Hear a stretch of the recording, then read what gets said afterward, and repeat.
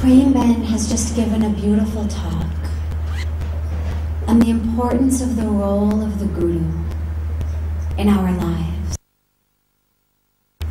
I know that in my life, the presence, the blessings, and the grace of the Guru have brought a level of happiness, of joy, and of peace that not only did I never have, but that I never could have imagined was possible. In the West, they don't tell us these things.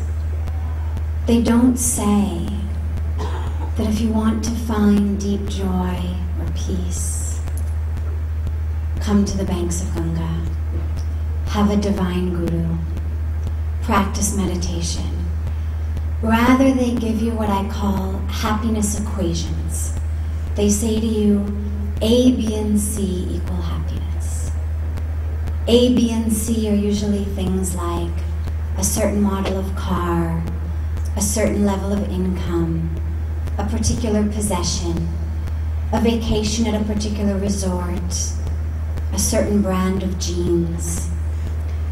And as silly as it sounds sitting here, hearing me say it, we actually believe it. We go along with it. We shop. We search externally for all of these things. And yet, we know that the happiness is not there. Which is why we've turned to yoga, which gets us in touch with our own internal self, through which we can have a glimpse of that true happiness.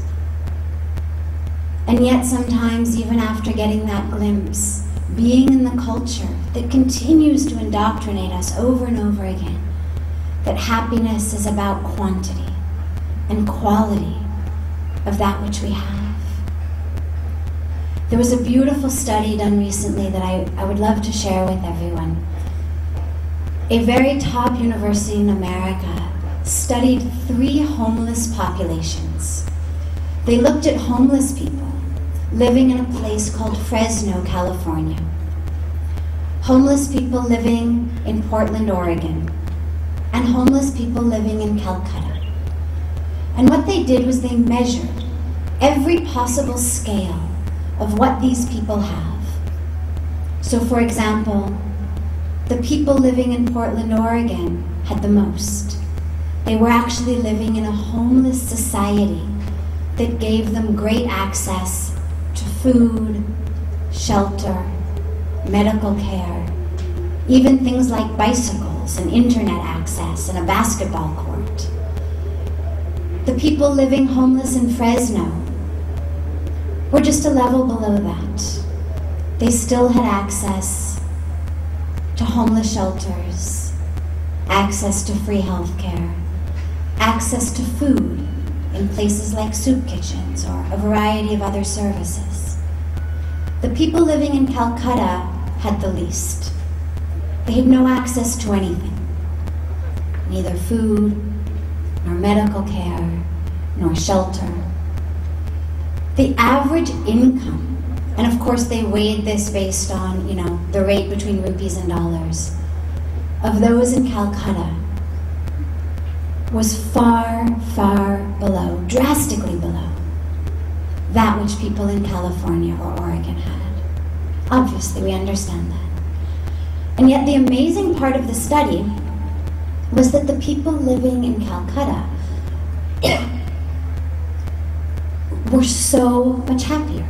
They rated themselves on all these scales of life satisfaction, happiness, how they rated themselves on the poverty level.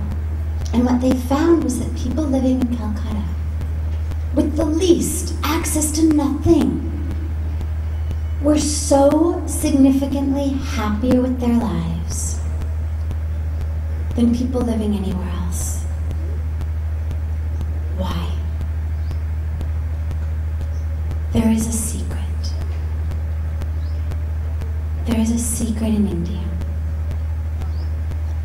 It's a secret that shines through the eyes of every poor child.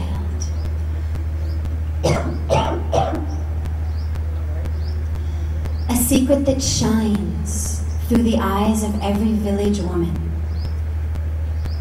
carrying wood back to her home from miles. It's a secret that shines through the eyes of every person you meet here. And it's a secret that we can take with us.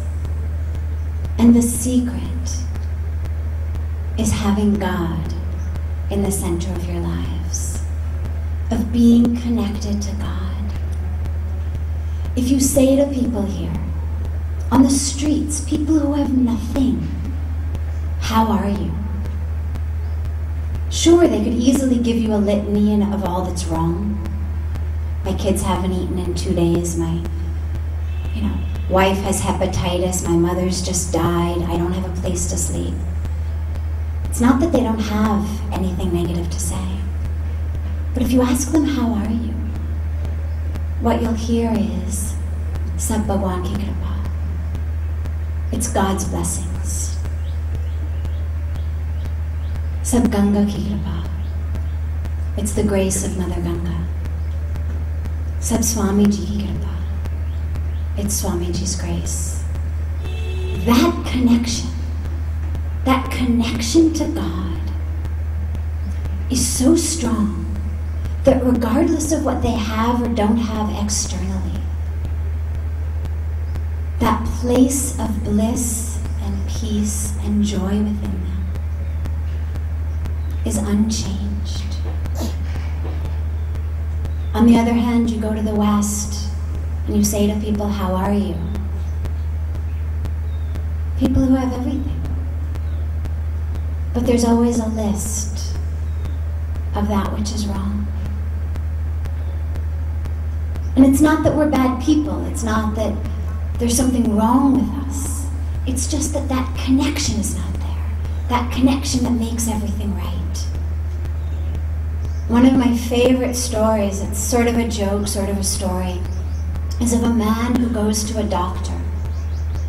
And he says to the doctor, "Doctor, there is something very wrong with me. My whole body hurts."